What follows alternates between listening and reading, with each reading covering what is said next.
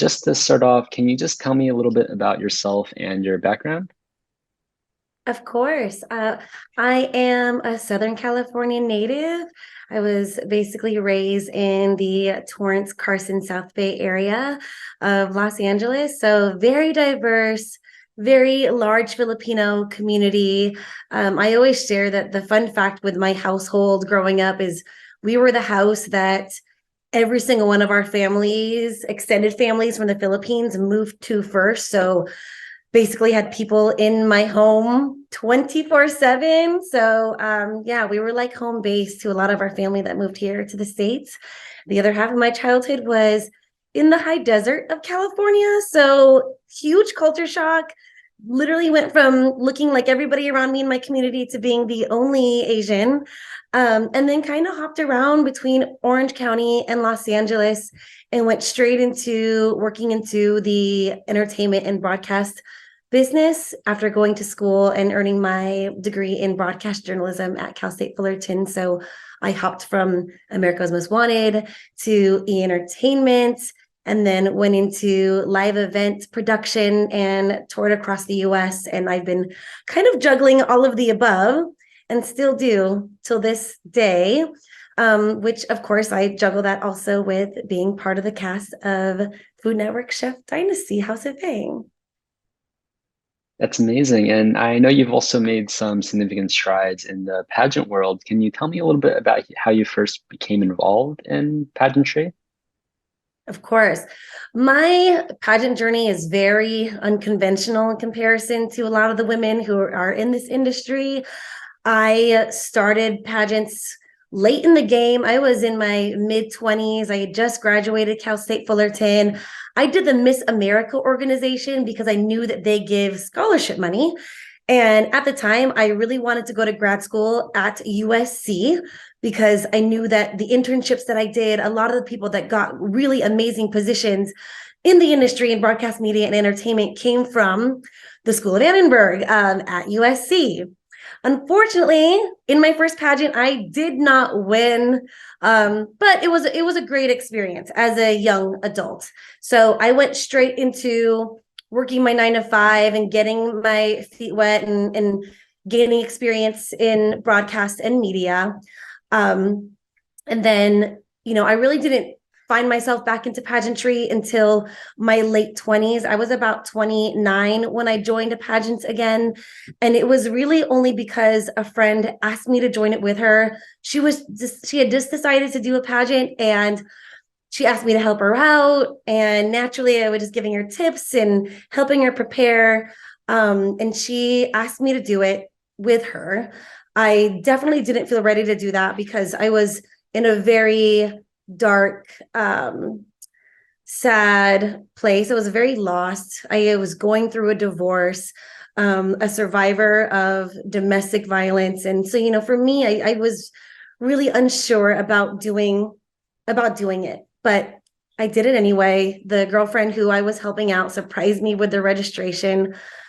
I did it and I was able to walk away as first runner up, which was a huge accomplishment. I didn't even think that I would place. I mean, I had a week to prepare for this and it gave me so much purpose. I feel like I had finally accomplished something again. It pulled me out of somewhat of a dark place. I was able to really connect with like-minded women who were ambitious and survivors in a lot of similar ways. So from there, I just continued to compete because I thought, wow, if maybe I actually gave this a try and put in real effort as opposed to just 1 week, who knows what can happen. And the next pageant I did win. And so it kind of grew from there. I went from, a South Bay, Los Angeles title to a California title to a national title. And then next thing you know, I was, winning international titles such as Ms. Regency International. And so, it felt like everything had happened for a reason. And it just gave me a new, fresh start, a new beginning for my life. And like I said, it just allowed me to reconnect with myself, reconnect with professionals and amazing women. So, and then from there, it turned into a business.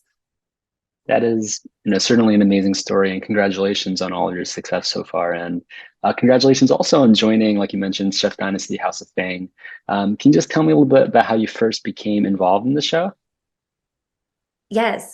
So, as I mentioned, I do have a lot of live event experience. And Chef Kathy Fang, the executive chef and owner of Fang Restaurant, her goal was basically brand and restaurant expansion. So thankfully, a mutual friend of ours had kind of thrown my resume and experience her way. They were looking for someone with a little bit of restaurant experience, event experience, maybe some type of presentation and on-camera experience. So thankful for that friend of mine who connected us. And after a few rounds of interviewing, I got the job as a server and then was able to learn that this was going to become a docuseries. So yeah, it was completely unexpected, but also still such an honor to be a part of because I didn't know that I was going to be part of an all Asian cast that was going to be on something that was going to be national television, which is so rare for us in the Asian community.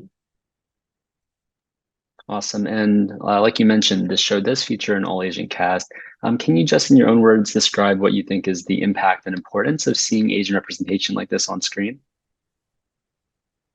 I always just think about, representation is so important for everyone, especially here in the US.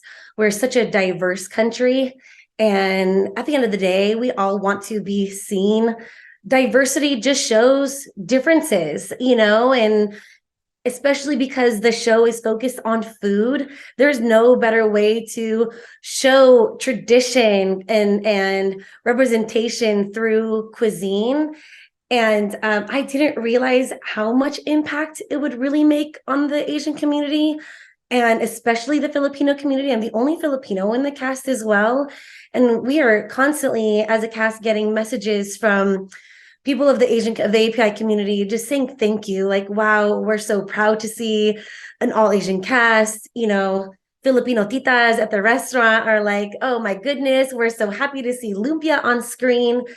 And so, it definitely feels almost like it is our time to be able to represent our culture, represent our upbringing. And it's an interesting thing to grow up Asian American. Our culture is very different from Western culture. And so to be able to see those collide and then show the dynamic of that on screen, I think is very relatable for a lot of the viewers. Absolutely. And like you mentioned, you are the only Filipino in the cast. How would you say your heritage has impacted your career to this point? I always think it's really funny because I grew up, as I told you, in a chaotic household. We were constantly the host to big parties, families always over. So I am very used to hospitality. I think that the Filipino culture is all about being hospitable and making people feel welcome, making sure that you're not only fed till you're stuffed, but making sure that you have leftovers to take home.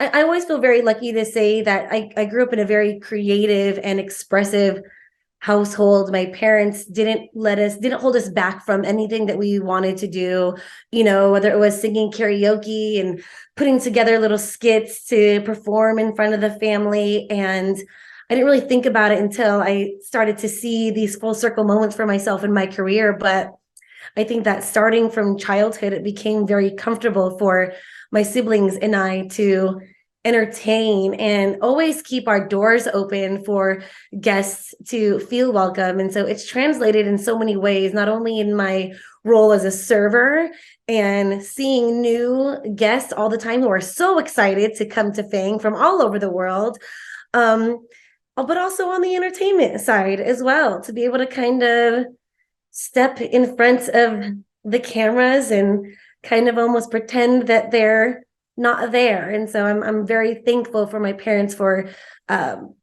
cultivating a super comfortable and fun household and upbringing. Absolutely, and that's certainly amazing. And just shifting back to the show a little bit. So for those who may not be familiar, who may not have tuned in yet, what should audiences be excited to see in the show? I would say first the food. House of Nanking is a staple in San Francisco, and what Chef Kathy has done to carry on his legacy, really pushing the envelope in Chinese cuisine, finding her different twists in fusion. I mean, you watch the show and it's like mouth watering. And I wish that people could smell it too. Like the show doesn't even do it justice. So I think people would get very excited just to see the different twists on traditional Chinese food. I think we all kind of have an idea of what that is, but this show is able to showcase so many different flavors and styles and mix of cultures. And also and different to go behind the scenes and see the day-to-day operations in a restaurant on the Food Network. And it was even a surprise for me to be a part of some of these high caliber events that we took on. So, whether you have a event background or not, I mean, to be behind the scenes and know the chaos and the amount of hard work and the amount of teamwork it takes to make sure that your guests experience something smooth and exciting and fun, it is challenging. So the show really dives into all aspects of that. And so you really see us as a cast really blend together as a family and count on each other to succeed. But then, of course, you see all the drama and the big personalities and how those clash as well. But I think again, going back to the relatability of generation to generation, you're able to see old school traditions mixed with new school thinking. And, it's easy for a viewer to kind of be able to understand both sides. So it's about family and culture and really good food. Absolutely. And mentioning the food, can you share some of your own personal favorite dishes, and why? Yes. So my first is going to be our Fang's famous steamed buns. That is going to be the very first thing that you order as soon as you sit down at one of our tables. They're just small, bite-sized steamed buns.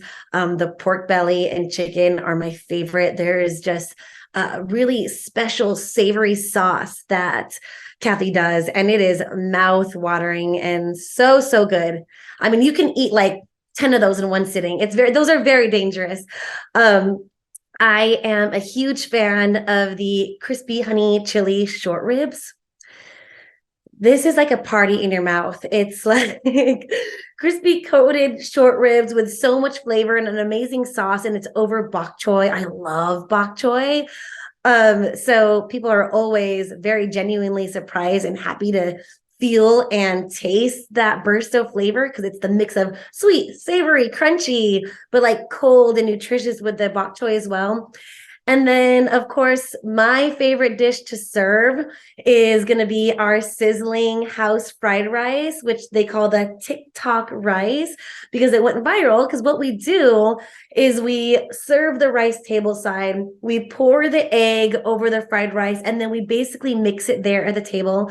So it makes for a very Instagrammable social media moment. And then it's just another way to kind of interact with the guests as I'm kind of mixing it up, mixing it together. Fried rice was really one of the first things I learned to make as a kid. I mean, it's still like a staple that I make every week because, I mean, if you make rice, you make fried rice. So those are like really the staples and favorites for me that I always suggest everyone to try. Awesome. And as a final question for today, if you personally were to serve a three-course meal, so that includes an appetizer, a main course, and a dessert, what would you include? You mean like from the menu or Anything, I guess, from the menu or anything that you make yourself, from your childhood. I really would start the appetizer with the steamed buns. There is nothing better than those Fang's famous steamed buns. And I would do the full array of pork belly, chicken, shrimp, and tofu so that you can be able to experience all of those flavors. When it comes to the main entree, I love noodles. I love my mom's pancit, which is basically a rice noodle dish. It's almost like any type of Asian stir fry with protein, but with glass noodle. And this is always a big party dish. As you know, in Asian cultures, noodles mean long life. So that is the one dish that I am assigned to pass down generation to generation. And of course, I mean, I'm biased. My mom's pancit is the best, and she has her own special secret sauce that I've been able to learn how to make. And I would love to be able to serve that to any guests. And dessert, I am a dessert girl. That is a really hard one. Traditionally, my favorite Filipino dessert is toron, which is basically a caramelized fried banana. But I also love ice cream too. So I feel like maybe like a very hot, like freshly fried caramelized toron with ice cream, and maybe that special drizzle that is caramelized over the ice cream. I've never thought about this, but now I'm like, oh my God, I think I need to do that. I think that would be it. That sounds delicious. Thank you so much, Christy-Anne, for your time today. It was an absolute pleasure, and I hope you have an amazing rest of your day.